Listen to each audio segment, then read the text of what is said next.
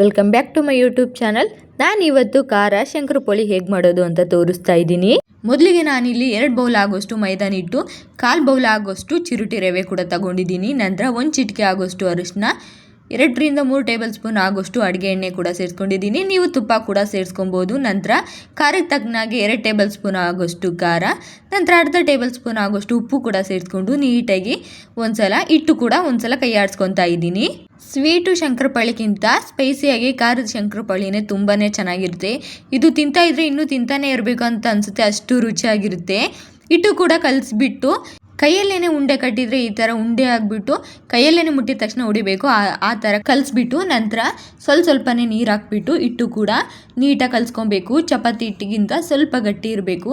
ನೀಟಾಗಿ ಕೈಯಲ್ಲೇನೆ ನಾದಿ ಕಲಿಸಿದ್ರೆ ಹಿಟ್ಟು ಕೂಡ ತುಂಬಾ ಚೆನ್ನಾಗಿ ಕಲಿಸುತ್ತೆ. ಕಲಸಿರೋದು ನೋಡಿ, ಈ ಥರ ನೋಡ್ತಿರ್ಬೋದು ನೀವು. ಚಪಾತಿ ಹಿಟ್ಟಿಗಿಂತ ಸ್ವಲ್ಪ ಗಟ್ಟಿ ಇದೆ, ಈ ಥರ ಬಂದ್ರೇ ಚೆನ್ನಾಗಾಗೋದು. ನಂತರ ಮೊದಲಿಗೆ ನಾನಿಲ್ಲಿ ಎಣ್ಣೆ ಕೂಡ ಕಾಯೋದಕ್ಕೆ ಇಟ್ಕೊಂಡಿದ್ದೀನಿ. ಎಣ್ಣೆ ಕಾಯೋಷ್ಟಿಗೆ ನಾವು ಕೂಡ ಲಟ್ಟಿಸ್ಕೊಂಡ್ರೆ ಎಣ್ಣೆ ಬಿಸಿಯಾಗಿರುತ್ತೆ, ಅಷ್ಟೊತ್ತಿಗೆ ನಾವು ಕೂಡ ಬಂದು ಶಂಕರಪೋಳಿ ಮಾಡ್ಬೋದು ಅಂತೇಳಿ ಅಷ್ಟೇ. ಕಲಸಿರೋ ಹಿಟ್ಟನ್ನ ಒಂದು 5 ನಿಮಿಷ ನೆನೆಸೋಕೆ ಇಟ್ಟಿದ್ದೆ.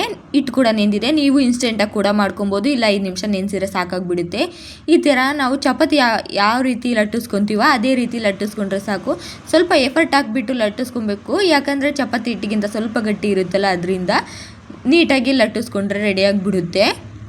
ಚಪಾತಿ ಹೇಗೆ ತೆಳ್ಳಗೆ ಮಾಡ್ತೀವೋ ಅದೇ ಥರ ತೆಳ್ಳಗೆ ಲಟ್ಟಿಸ್ಕೊಬೋದು. ನಂತರ ನೀವು ಕಟ್ ಮಾಡೋದು ಯಾವ ಶೇಪಲ್ಲಿ ಕೂಡ ಕಟ್ ಮಾಡ್ಕೊಬೋದು. ನಾನಿಲ್ಲಿ ಡೈಮಂಡ್ ಶೇಪಲ್ಲಿ ಕಟ್ ಮಾಡಿ ತೋರಿಸ್ತಾ ಇದ್ದೀನಿ.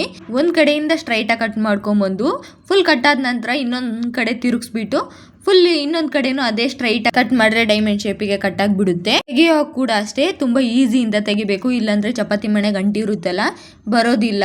ನಮ್ಮ ಮನೇಲಿ ನಾವು ಕುರುಕುಲು ತಿಂಡಿನ ತುಂಬಾ ಇಷ್ಟಪಡ್ತೀವಿ. ಯಾವಾಗಲೂ ಅಂಗಡಿಲೇ ತರೋದಕ್ಕಿಂತ ಈ ಥರ ಫ್ರೆಶ್ ಆಗಿ ಮನೆಯಲ್ಲೇ ಮಾಡ್ಕೊಳೋದ್ರಿಂದ ಮಗು ಕೂಡ ತುಂಬಾ ಒಳ್ಳೆಯದು.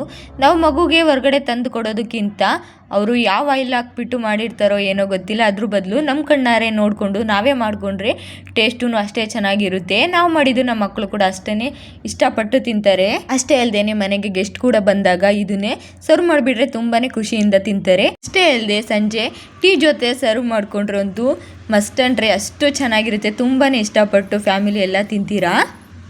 ಎಣ್ಣೆಲ್ಲೇ ಒಂದೊಂದು ತೆಗ್ದುಬಿಟ್ಟು ಈ ಥರ ನಾವು ಗೋಬಿ ಬಿಡ್ತೀವಲ್ಲ ಆ ಥರ, ಇಲ್ಲ ಕಬಾಬ್ ಬಿಡ್ತೀವಲ್ಲ ಆ ಥರ ಬಿಟ್ಟರೆ ನೀಟಾಗಿ ಅದೇನೆ ಒಂದೊಂದೇ ಉಬ್ಕೊಳುತ್ತೆ.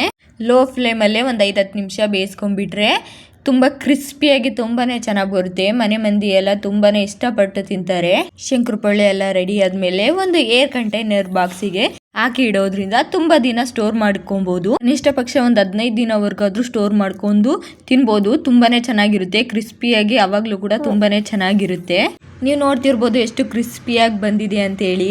ವಿಡಿಯೋ ಇಷ್ಟ ಆದರೆ ದಯವಿಟ್ಟು ಒಂದು ಲೈಕ್ ಮಾಡಿ. ಇದು ರಿಯಲ್.